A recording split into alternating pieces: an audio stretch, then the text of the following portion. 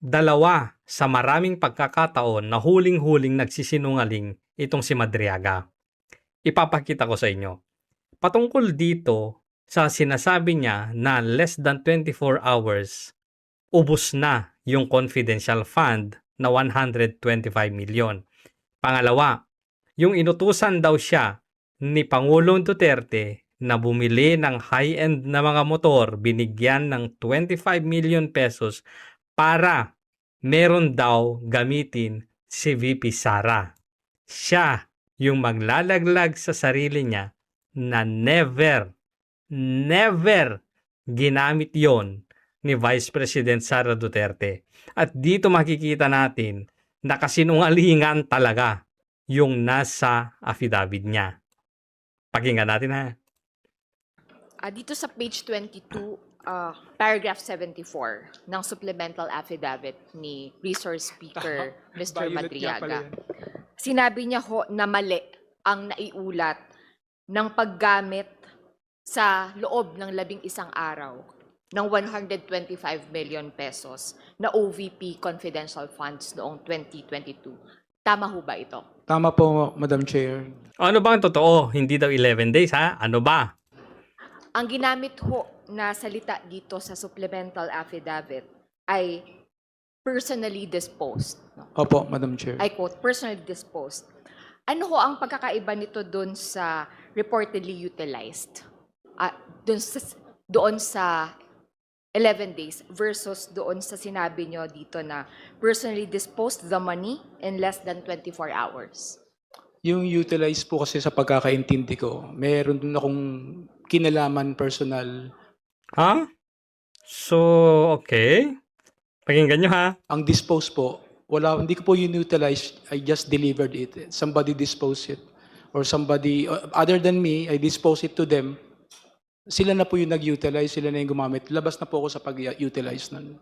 So, sinasabi mo na naubos na yung 125 million in less than 24 hours. Sabi ko nga, 18 hours lang di ba? Pero ang ano mo, sabihin natin, pagbigyan natin si Madriaga, na tanggapin natin, sige, pagbigyan natin, na dineliver, siya nga ang nag-deliver. Pero ibang usapan yung utilization. Dineliver mo lang, pero hindi ibig sabihin ubos na. Hindi ibig sabihin ginamit na lahat. Parang ganito lang. So, umorder ka ng isang kilong lechon. Dineliver sa'yo. So, yung delivery, tapos na yung trabaho niya. Dineliver nga lang niya eh. So, hindi niya alam kung ilang araw ninyo inulam. Kung ilang oras ninyo yon kinain. So, yung pagsasabi niya na naubos na yung 125 million in less than 24 hours, hindi yun totoo. Kasi sabi nga niya, wala siyang personal knowledge doon. Kasi dineliver lang niya. Tapos, dineliver din ng nag-deliver sa kanya. So, pwede yon na 11 days nga nangyari. So, ibig sabihin pala, hindi niya alam kung nagamit ba ng tama o nagamit ba ng mali yung confidential fund. Kasi delivery ka lang eh. Kagaya ng example ko kanina. Di ba? Yung delivery boy na nag-deliver ng 1 kilong lechon sa bahay ninyo, tapos na yung trabaho niya. Hindi niya alam kung baka yung kalahati nilagay mo muna sa freezer. Tapos, uulamin nyo na lang yun after 15 days. Ganun yun. So, yung sinasabi dito na, sasalsalin na naman to. Si Bes, di ba? Sabing ni Madriaga, yung mga tatanga-tangang vlogger. Na, hindi pala 11 days, ang bilis. Less than 24 hours pala. Yan na naman ang naratibo. Sigurado ako dyan. Pero ho, sa pagkakaintindi ninyo, naubos na yung 125 million na OVP confidential funds sa loob lamang ng 24 hours. Opo, exactly po, 18 hours po siguro. 18 hours daw. Naubos ha. That's all, Madam Chair. Thank you. Hindi na niya pinurso. Kasi alam niya na yung sinasabi ni Madriaga ay hindi yan papatok na less than 24 hours. Hindi yan kikita. Okay? Punta tayo dun sa pangalawa. Patungkol naman sa mga motor daw. Sinungaling Thank you, talaga eh. Honorable Ilago. Next is the Honorable DS Janet Garin. Madam Chair. Thank you very much. Are you Madam still Chair. okay, Mr. Madriaga? Opo, Madam Chair. You can still continue? Opo, Madam Chair. Because I know it's past lunch already and you haven't taken your lunch. Okay lang po, Madam Chair. You can still continue. Opo, Madam Chair. Okay. Concern na. Honorable Garin. Okay. Maraming salamat, Madam Chair. Maraming salamat rin sa ating mga kasamahan at sa ating resource persons. Mr. Madriaga, Dr. Madriaga, on number 14 hanggang number 18 ng iyong sinumpaang salaysay, ang nasabi dito, ikaw ay nabigyan ng 25 million pesos ni former President Duterte para bumili ng mga high-end motorcycles. Tama po ba ito? Tama po, Madam Chair. Tapos ang sabi niya, gagamitin daw ni VP Sara. Tama po, Your Honor. Nakasaad din sa iyong sinumpaang salaysay na ikaw ay bumili ng iba't ibang klaseng mga motor, kagaya ng Harley-Davidson motorcycles at Ducati at kung ano pang mga high-end motorcycles. Ito ba ay nakapangalan kanino, Mr. Chair? Sa pagkakaintindi po, pagkakaalam ko po, sa akin po tsaka sa anak ko. Sa kanya at sa anak niya. Nakapangalan. Bakit? Bakit? Ba't sa'yo?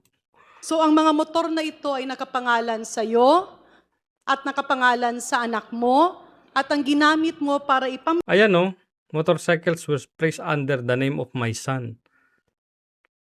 Harley, basahin nga natin. Hence, I bought 220 Harley Davidson motorcycle from dealership in Green Hills, EDSA for around 2,500,000 pesos inclusive of accessories and around 2 million pesos exclusive of accessories respectively. Both Harley Davidson motorcycles were placed under the name of my son naman.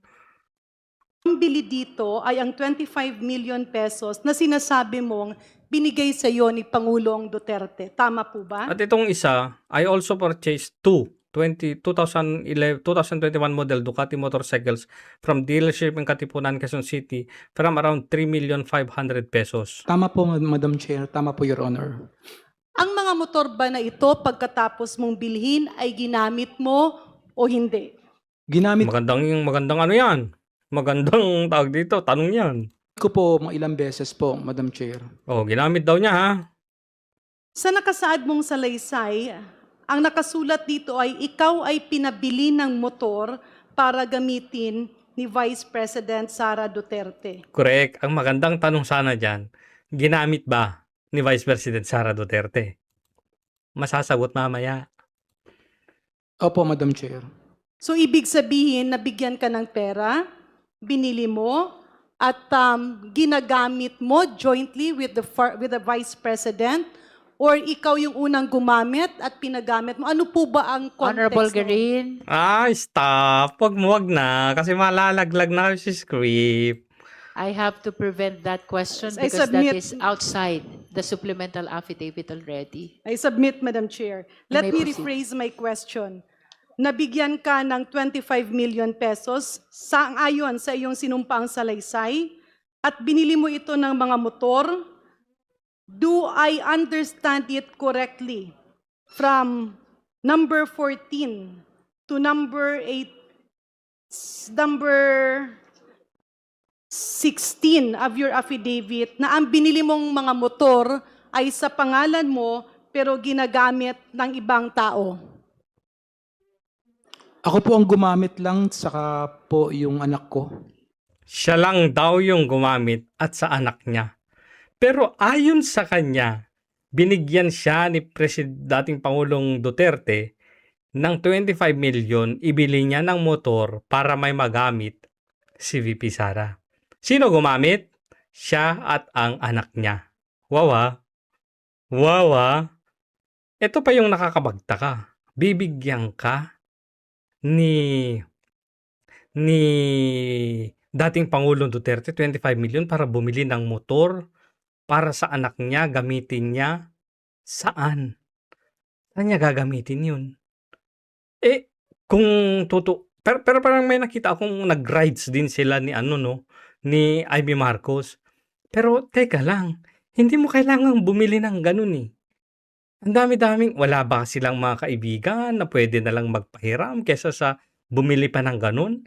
Tapos, ipapangalan sa'yo at sa anak mo? What?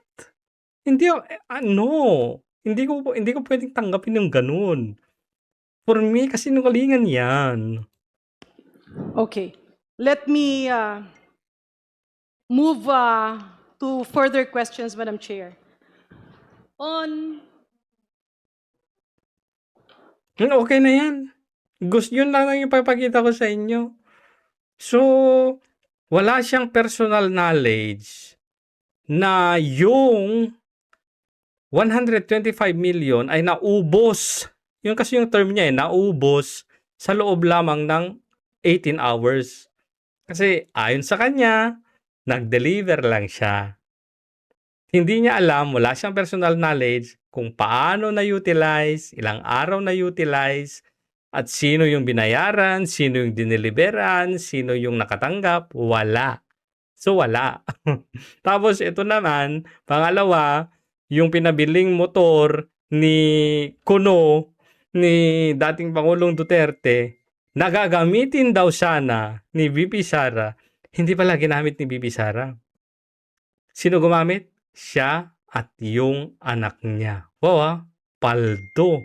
Paldong paldo. Sinungaling ka.